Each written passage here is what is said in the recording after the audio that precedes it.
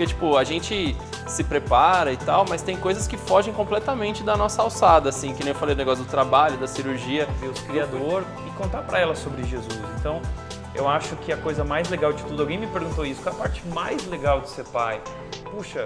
Nas últimas semanas, na série Virei Mãe e Agora, tivemos mães reais desabafando sobre as diferentes fases da maternidade. Conversamos sobre o puerpério, sobre os episódios inesperados que afligem as mães de recém-nascido, sobre maternidade e empreendedorismo e também sobre a intencionalidade no ensino cristão na vida dos nossos filhos.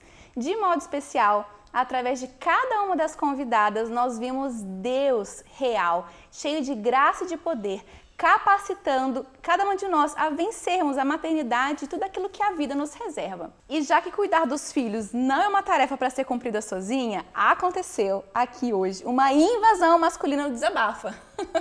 Nós chamamos aqui o Tiago e o Cadu para contarem pra gente como é que eles enxergam as esposas, as mulheres, né? E como é que eles percebem assim o papel dos pais, né, na paternidade. Então hoje vai ser um papo muito legal.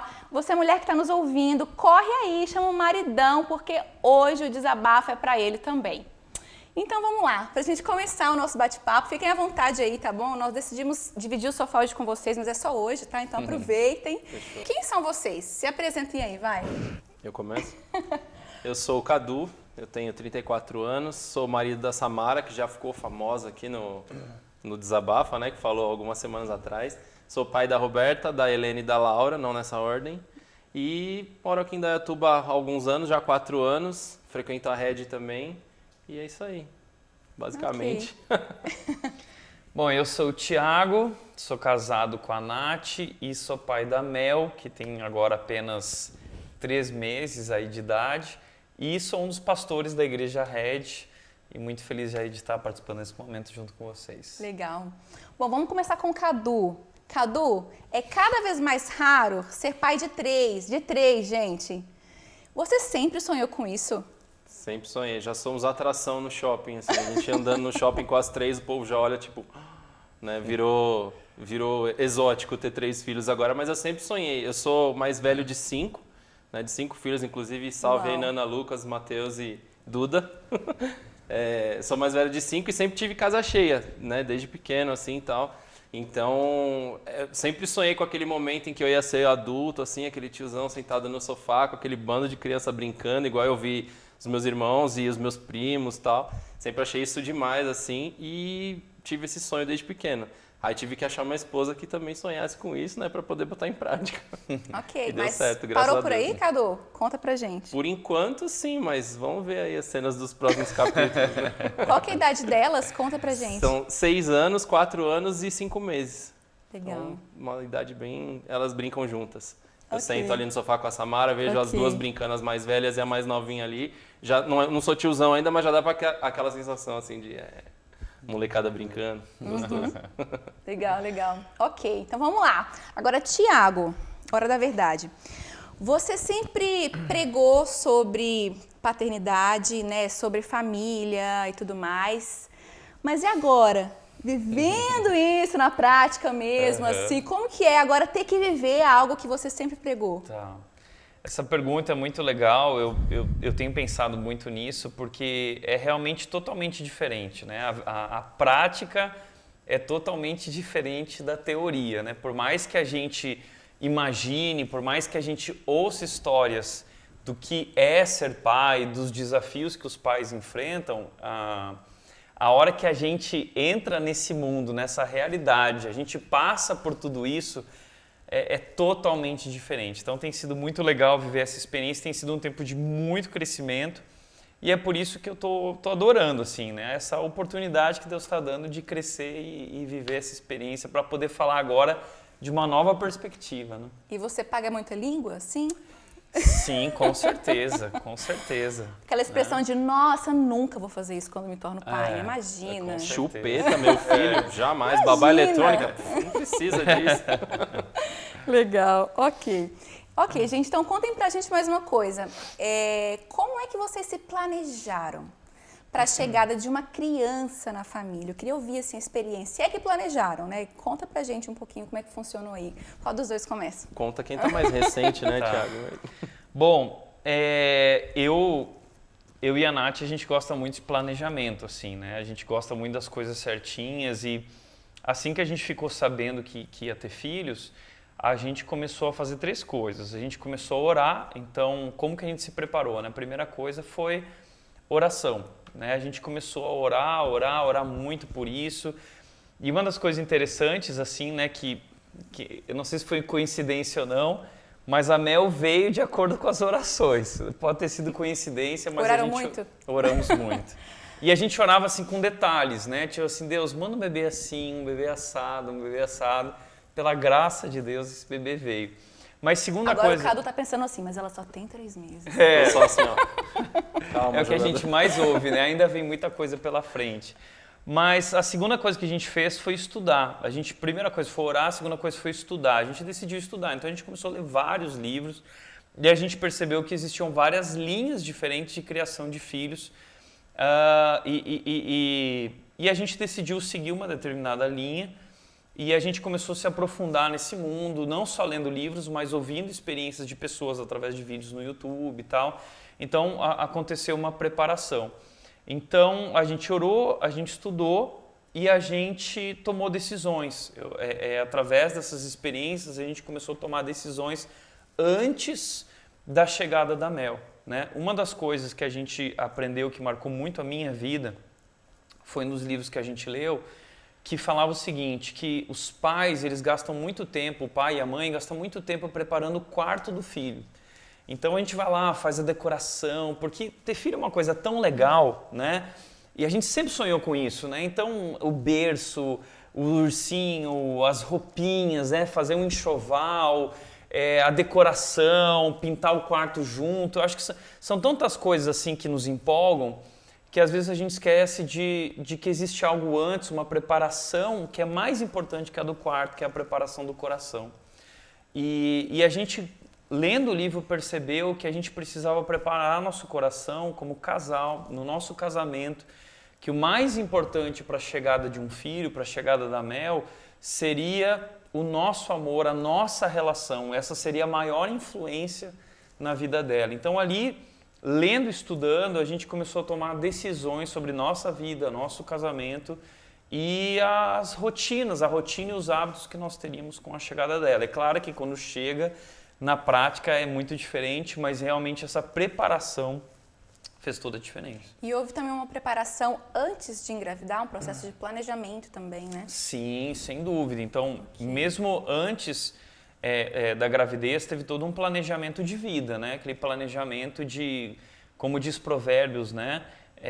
Prepara bem a tua terra, deixe pronta a sua lavoura, só depois constitua a família. Então, tanto eu quanto a Nath, a gente conseguiu cumprir os ciclos da vida, as etapas da vida, para conseguir, quando chegasse essa parte, a gente poder realmente parar e se dedicar àquilo, né? E ter condições de viver um bom momento, né? Então, teve essa preparação. Legal, legal. E aí, Cadu, conta pra gente. No nosso caso, acho que a maior preparação foi as 2 primeiras filhas, porque a gente teve tudo isso que você está falando na terceira, né? Que a gente aprendeu a duras penas o quanto um planejamento faz falta e tal. Não que a gente não tenha tido nenhum planejamento, mas nós éramos muito novos, imaturos, apesar de a gente já estar quase mais de 11 anos juntos quando veio a nossa primeira filha, e a gente planejou a chegada de cada uma delas, orando bastante e decidindo ter na hora certa também. Mas, como eu estava comentando antes aqui, vários imprevistos aconteceram. Então a gente não se preparou para esses imprevistos. Só contando rapidamente, na minha primeira filha, a gente descobriu em novembro que a Samara estava grávida, e em dezembro a gente estava de férias no Ceará, paz, tranquilo e tal. Alguns meses depois, eu estava para operar o ombro, com uma lesão no ombro que eu tive que fazer a cirurgia, e mudando de emprego assim de forma drástica, para um emprego que o período do puerpério seria o período que eu mais ia trabalhar, virar várias noites e tal. Então, teve um planejamento, mas a gente não se planejou para esse tipo de situação que poderia acontecer. Então eu brinquei aqui, você quer saber como foi o primeiro puerpério? Pergunta para minha sogra, porque ela que socorreu ali, eu não consegui estar presente da maneira que eu queria. Mas já no terceiro filho, todas essas coisas que aconteceram, a gente amadurecer também, ficar mais velho, ficar mais experiente, contribuíram pra caramba para que o terceiro puerpério fosse esse sonho que você tem vivido aí, que é planejamento certinho, então foi bem legal. Legal, nossa, muito bom ouvir a história de vocês. Agora a gente vai entrar num assunto que a mulherada adora. Sabe qual é? Parto. Eu queria ouvir de vocês, assim, na perspectiva de vocês, qual que é a importância do papel do pai nesse processo de preparação para o parto? Vocês dois viveram, né, de maneira muito intensa, assim, o parto com as esposas. Contem um pouquinho pra gente aí. Eu acho que a esposa, ela quer, pelo menos a minha esposa foi assim, imagino que as mulheres todas queiram isso, elas querem presença física, liderança, decisão. Tipo, não é aquele negócio de, você que é o seu momento, né? Tipo, muitos homens pensam assim, é o momento dela, ela vai ter as emoções e tal, não sei o quê. Sim, vai. Mas você precisa dar todo o suporte para que ela consiga focar nessa parte. Então, cara, coisas práticas. Vai junto visitar a maternidade, foca na construção ali do ambiente de vocês, do quarto, participa das consultas, leia os livros junto. Não é aquele negócio de, não, livro sobre parto, vai lendo você aí enquanto eu vou. Participa, esteja lá fisicamente, se possível, ajeite seu trabalho para que você consiga estar em todas as consultas, em todos os ultrassons.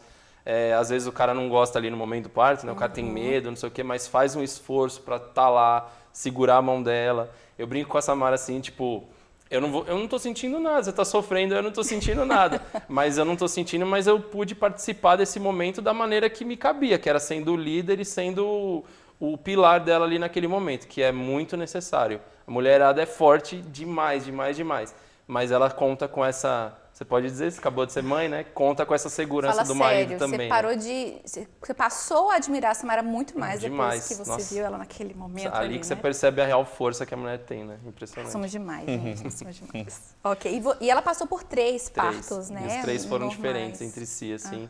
Mas nos três deu pra ver... Primeiro, como é importante a mulher também ter essa força e ter essa mentalidade forte e o quanto o homem é importante nesse papel. Isso é um papel nosso também. A gente não pare, mas a gente tem o nosso papel importantíssimo na hora do parto, com certeza. Isso aí. Achei muito legal o que o Cadu falou, porque, de fato, apesar da maior parte, ou quase todo o trabalho ser da mulher... O homem tem o papel dele, que também é muito importante apoiando a mulher no parto, né?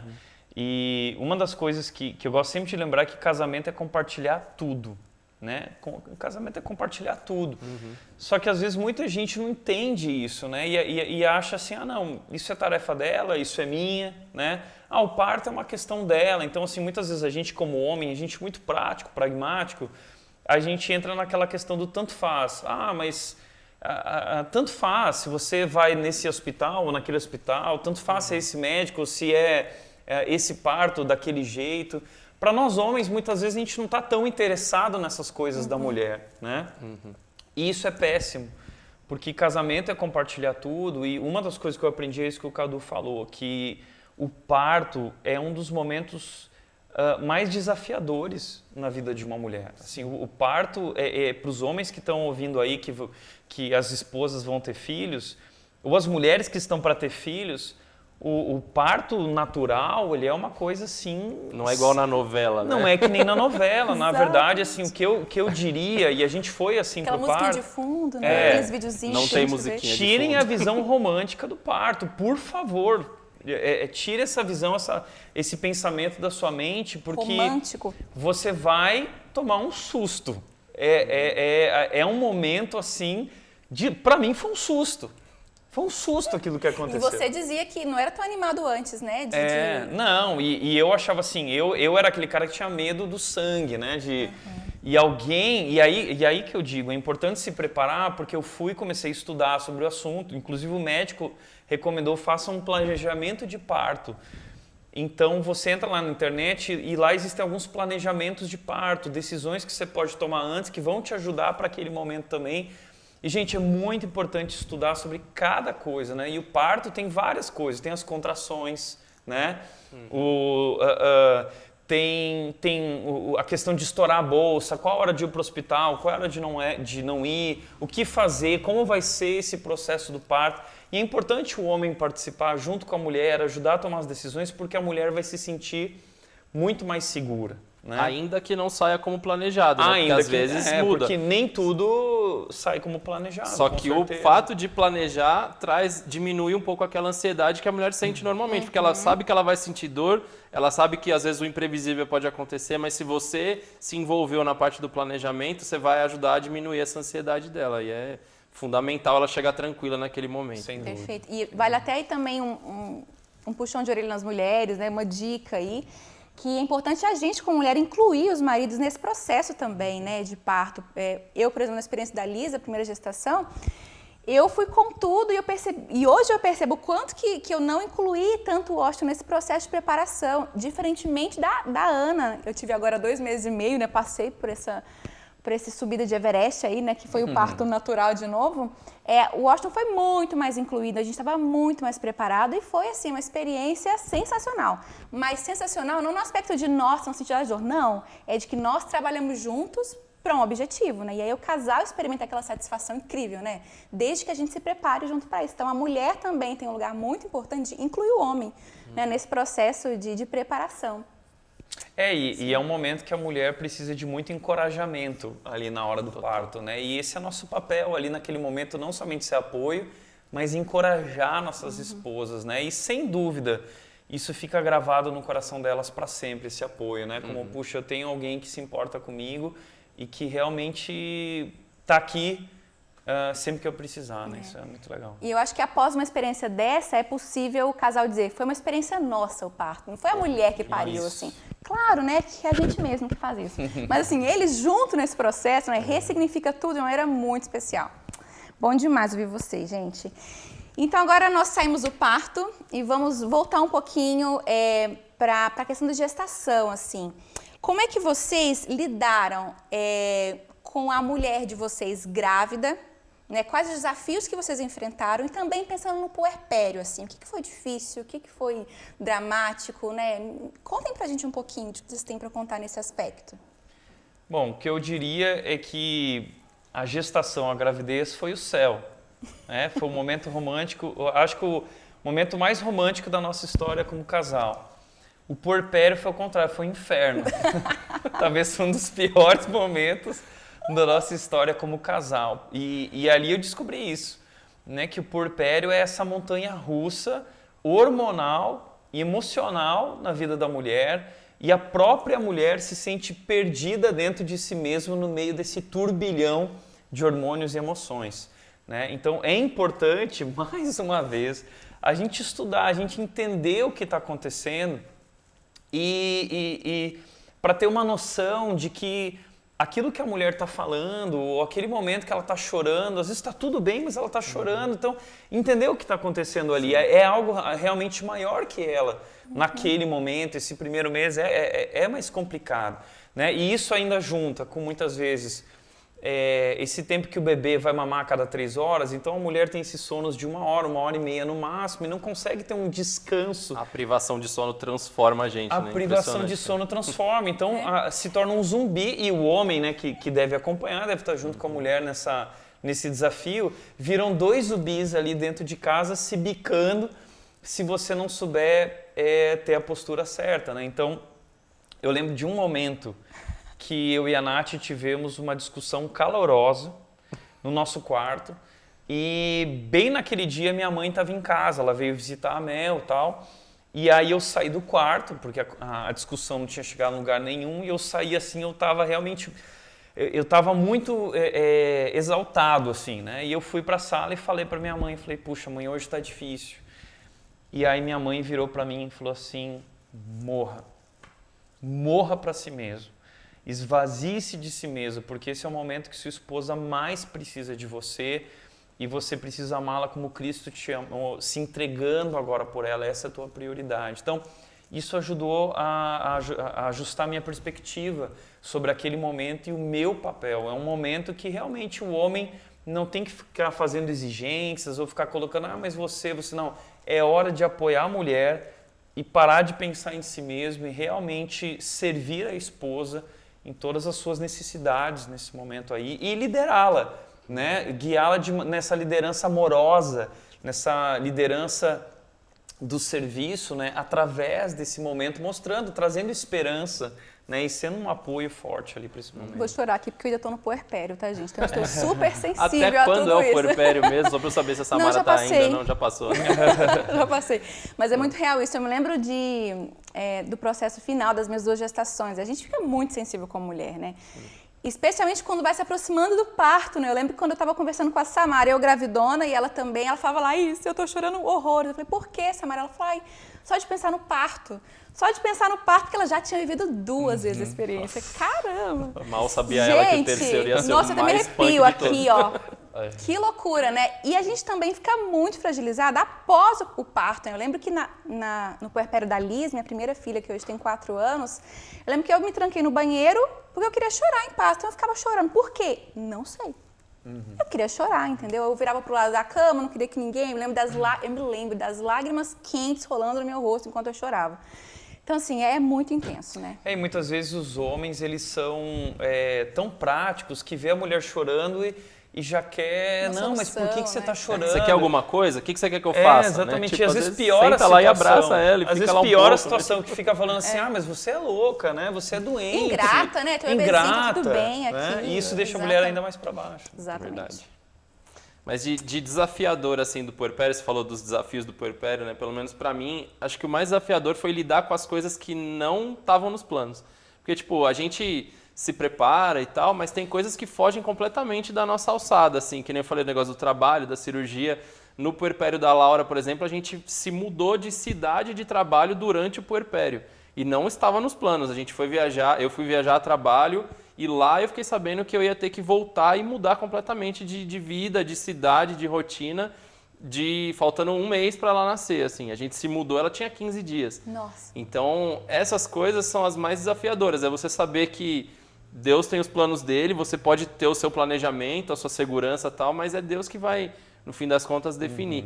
E agora, no terceiro, foi essa maravilha que foi. Então, tipo, com menos planejamento, mais experiência, e um pouco menos de planejamento, mas mais experiência, foi tudo diferente. Então, lidar com essa incerteza é o mais desafiador, com certeza. Ok.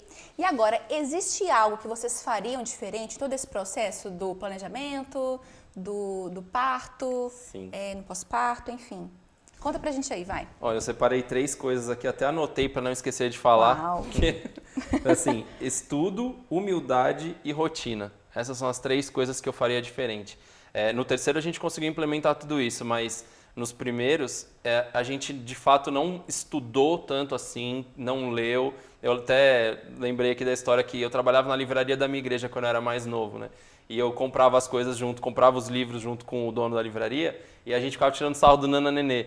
Ah, esse Nana Nenê nunca sai, compra só 5, compra só 10 porque nunca sai. Se eu soubesse o que esse livro eu tinha devorado ele com 18, 19 anos, porque assim, transformou a nossa rotina, a nossa casa, a leitura desse livro. A questão da humildade é porque a gente tinha muito desse, não, esse é o nosso momento, tal. Esse é o momento da gente se curtir como casal, da gente curtir nossa bebezinha, tal. Então eu era meio arredio em relação a conselho, sabe? Tipo, alguém falava, dá um funchicória, dá uma chupeta. Eu já ficava virado, falava, deixa eu cuidar aqui, deixa que eu sei o que eu tô fazendo. Eu não sabia, né? É falta de humildade. Literalmente, é até meio difícil admitir isso, porque as pessoas com as quais eu não fui humilde provavelmente vão assistir isso e vão saber. Então, perdão, aprendi a lição, né? E a terceira foi a rotina, que assim, a Roberta chegou, a nossa primeira filha, ela era o sol da casa. Eu trabalhava até tarde, como eu falei, a Samara esperava eu chegar, então ela dormia do meio-dia à meia-noite. E a Samara tinha... da meia-noite ao meio-dia, não, ao contrário.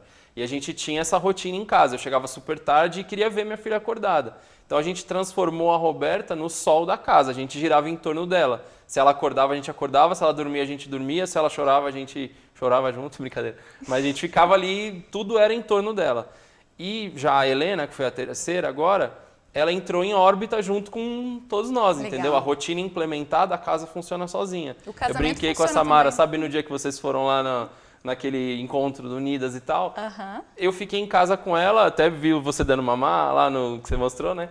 foi a mesma coisa. A casa funcionava assim, tipo, Gente, parecia um que eu não pai fazia com nada e a 3 casa filhas funcionava sozinho, é sozinha. possível? Aham, É exatamente. possível. Com uma de 4 meses, as duas fazendo uma A bagunça rotina assim. te deu segurança para saber o que ia Exatamente. acontecer, né? Eu falei pra Samara, você é uma excelente gerente, porque quando o que CEO, demais. brincadeira, quando eu cheguei lá assim e tive que operar aquele dia a dia, foi super fácil, porque tava tudo certinho Que no lindo. lugar, as meninas sabiam o que tinham que fazer, eu não precisei ficar mandando nada, e tudo isso graças à rotina mega bem implementada que a gente fez nessa terceira vez. Então, se eu pudesse fazer algo diferente, seria isso. Eu teria estudado mais, teria sido mais humilde e teria implementado uma rotina desde sempre. Assim. Ok. Foi sensacional.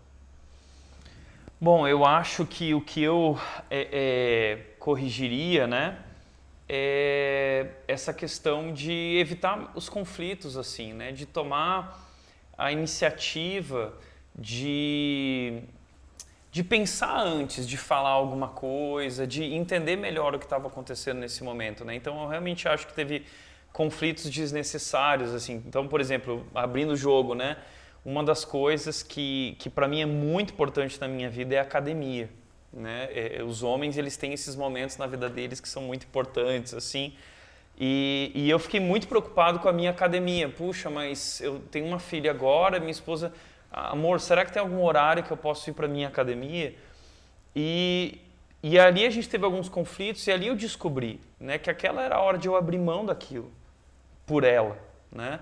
E assim foi, corrigimos, eu abri mão daquilo e eu vejo hoje muitas mulheres reclamando de maridos que nesse momento não souberam abrir mão de alguma coisa, né? Que, mas a minha academia, mas o meu futebol, mas o meu isso. E claro que é importante futebol, tudo isso, mas às vezes é um tempo que a mulher realmente precisa de você e a gente deve abrir mão de tudo como ela está abrindo mão de tudo para aquele momento. A mulher abriu mão de tudo. E assim, o que eu vejo é as mulheres estão abrindo mão do seu sono, do sono delas, elas estão abrindo mão do banho, às vezes elas não conseguem tomar banho, elas estão abrindo mão de suas necessidades básicas, às vezes porque não conseguem nem ir no banheiro direito, porque a vida delas se torna 24 horas por dia pensar no bebê. E muitas vezes a gente está lá querendo pensar na gente e isso é muito egoísta, né? É uma hora que a gente também precisa se entregar por elas. E uma outra coisa que eu queria destacar que eu acho que é importante é que muitas vezes os homens vêm com aquele papo para cima das mulheres de que mas o meu papel é ser provedor, então eu estou trabalhando e eu estou trazendo sustento para casa. Mas você só fica em casa cuidando da criança, é a única tarefa, eu tenho tantas outras coisas para fazer. E uma das coisas que eu descobri agora é que trabalhar fora de casa é um privilégio. Trabalhar fora de casa é a parte fácil da vida, tá? Duro é ficar em casa e não poder tomar banho de manhã em paz, né? Mas você tomar banho, você colocar uma roupinha gostosinha, cheirosinha, pegar o carro, ir até o trajeto do seu trabalho, encontrar seus colegas de trabalho, tomar um cafezinho, ter o seu chefe ali, receber o salário no final do mês, porque a mãe não vai receber salário nenhum porque ela está ali, né? Você recebe elogios no seu ambiente de trabalho, reconhecimento. Então, trabalhar não é nada, não se compara. E outra, você trabalha, você chega em casa... Muitos ainda vão falar, agora eu vou dormir, porque eu tenho que trabalhar no outro dia. E você dorme seu sono em paz. Mas a mulher que está em casa, ela não toma banho, ela não tem tempo para nada, ela só pensa naquilo, ela fica o dia inteiro em função daquilo. Então, realmente, a tarefa das mulheres de ficar em casa é muito mais difícil, incomparavelmente mais difícil que a dos homens. E a gente, como homens, nós precisamos ser extremamente compreensíveis e nós precisamos aprender a abrir mão de coisas que não são tão importantes nesse momento. É claro que a gente não pode abrir mão do nosso trabalho, né? Mas em compensação, então a gente precisa, quando estiver em casa, compensar o tempo que nós não estivemos e ser apoio para as nossas mulheres, talvez até tomando a iniciativa do banho, né? Que às vezes eu mesmo tenho medo às vezes de pegar mel e dar banho, então e trocar fralda, e trocar roupa, e conhecer o quarto dela, saber onde estão as roupas. Sim. Eu vejo que a Nath tem essa necessidade de eu estar bem presente nesse momento, e eu acho que é hora da gente desligar o celular, talvez esquecer um pouco a academia e se dedicar completamente às nossas esposas. Vamos aplaudir de pé, gente? Onde assina. Não que é tudo as mil maravilhas, estamos aprendendo tudo isso. Né? Né? Não, ele acabou de entregar o nosso maior segredo, que é trabalhar fora, né? Eu não sei o que fazer agora, porque ele entregou geral aqui. Aliás, teve um médico da igreja que teve filho e ele falou, olha que ele confessou para mim, que ele marcava plantão para poder ir descansar. Porque se ele ficava em casa era muito cansativo. O Thiago Então, tá gente, entregando geral hoje. O que tá acontecendo, gente? Ai, Jesus, ok. Ok, é por isso que muitas mulheres querem sair de casa e trabalhar também, né? Porque é mais fácil. Verdade. Mas se a gente não estiver olhando para o lugar certo, é complicado mesmo esse desafio aí, essa missão que Deus nos deu. Ok, vamos caminhar para o final agora.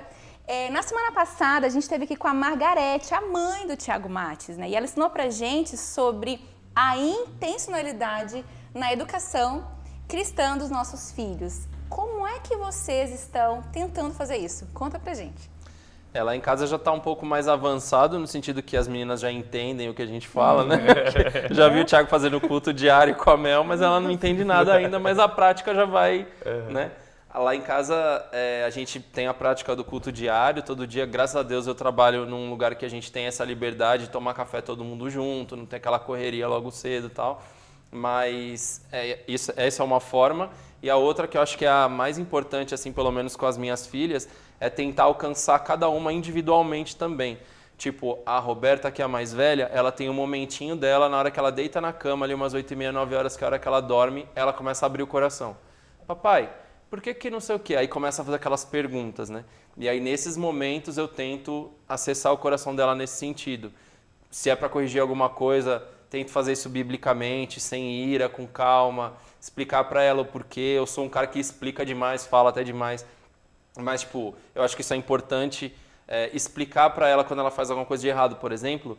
Eu não falo só, filha, você não pode fazer isso. Filha, você não pode fazer isso, porque não sei o quê. Lembra daquela história que conta na Bíblia que o cara fez isso, fez aquilo, e aí Deus agiu assim, assado e tal. E aí ela, tal, ela vai entendendo. Então, individualmente. A Laura já é diferente, a Laura já é espoletinha, ela já quer correr, brincar, não sei o que e tal. Então é desenhando, é mostrando filminho, é lendo com voz maluca, sabe? Tentando atingir cada uma certeira no coração de acordo com a individualidade delas, assim. Mas são essas duas formas, culto diário e buscar o coração individualmente. Não só fazer aquele momento todo mundo junto ali e tal, é buscar individualmente. Legal, legal. Eu acho que, falando em intencionalidade, a gente tem feito já essa parte, apesar da Mel ser tão novinha, ainda nem entender nada, mas eu sempre converso muito com a Nath, né? De sempre que a gente estiver com ela, vamos cantar músicas para ela. Então a gente canta todas aquelas musiquinhas do Se Eu Fosse um Elefante, Quem Fez a Linda Estrelinha, e aí eu canto Quem Fez a Linda Mel, e ela adora, dá risada. Mas ensinar para ela quem é o Deus Criador e contar para ela sobre Jesus. Então, eu acho que a coisa mais legal de tudo, alguém me perguntou isso, qual é a parte mais legal de ser pai? Puxa, o banho é legal, tantas coisas legais, que a gente se diverte, o sorriso dela é legal, mas acho que o mais legal é poder falar de Jesus, né? Acho que é um momento muito emocionante para mim, já falamos o tempo todo falando de Jesus, cultinho doméstico também, mas uma das coisas que eu acho que é o principal é um pouco mais atrás, né? Porque o instruir e a intencionalidade, o falar é a ponta do iceberg. Existe algo mais interior e transformador que tem a ver com a vida do casal, tem a ver com o casamento, tem a ver com o lar, tem a ver com as nossas escolhas. Então, uma das coisas que eu tenho conversado muito com a Nath, que a gente tem trabalhado muito na nossa vida, é a nossa relação, né? A Mel, ela já, apesar de ser muito nova, ela já está absorvendo esse ambiente e já está absorvendo a nossa intimidade, como nós nos relacionamos, como é o amor do papai pela mamãe, da mamãe pelo papai. Essas coisas, elas são muito subjetivas, mas elas têm um grande impacto na vida das crianças. Então, eu acho que, falando em ser intencional, a gente tem que ser intencional no nosso amor pela nossa esposa, pelo nosso cônjuge. Essa é uma das coisas que vai causar, eu acho que, o maior impacto na vida de uma criança. Perfeito, gente. Que alegria ouvir tudo isso. Bom, para a gente poder fechar aqui hoje, então, o nosso bate-papo, o que vocês teriam para ajudar aquelas mães que estão enfrentando a maternidade sozinha, seja por motivo de divórcio, por o marido não estar presente, ou pela solteirice, enfim. O que você tem para dizer para essas mulheres que estão nos assistindo hoje? E agora, Thiago? Essa acho que é uma pergunta mais pastoral, né? Olha, não é fácil, sem dúvida não é fácil. Eu fiquei pensando muito nisso durante esse tempo junto com a Nath. Eu fiquei pensando como uma mulher que não tem um marido presente passa por tudo isso, né? Bom, primeiro existe um pai divino, que é um pai perfeito e a graça dele é suficiente, né? Então eu acho que você consegue de fato vencer todos esses desafios buscando a Deus e buscando se satisfazer na graça de Deus diariamente. Mas eu diria para você não se apoiar só nisso. Eu acredito que existe uma família estendida que se chama igreja. Sim. E se você não tem um pai tão presente, uma família tão presente, eu diria para você buscar apoio na sua igreja. Sem dúvida existem mulheres, existem pessoas que amam você e podem ser esse apoio, podem ser essa família estendida que vão te apoiar e te ajudar na criação da sua filha, do seu filho. Esse é o papel da igreja, esse é o nosso papel como irmãos e irmãs em Cristo. Então, conte com essa ajuda, busque ajuda também na sua igreja, isso que eu diria. Perfeito, maravilhoso. É muito bom saber, né, gente, que nós não precisamos ter um marido perfeito para poder dar conta da maternidade, né? Nós temos que olhar para Cristo e ter um Salvador perfeito, né? Ele é tudo que nós precisamos, né? É bom sim, nós como auxiliadoras ensinarmos nossos maridos, né, a serem pais, assim como precisamos deles para nos ensinarmos a sermos mães, né? Mas é bom demais nós termos aqui um lembrete de que olhar para o lugar certo é que nos dá sustento e base para podermos cumprir bem o nosso papel, né? Foi um prazer ter vocês aqui hoje, viu? Acho que eles podem voltar mais vezes, né? Foi muito bom mesmo. Obrigada pela disponibilidade de vocês, viu? Que Deus continue capacitando vocês para essa grande missão. E é isso aí. Continue nos acompanhando pelas redes sociais, que tem muita novidade vindo por aí. Tchau, pessoal. Até a próxima. Tchau.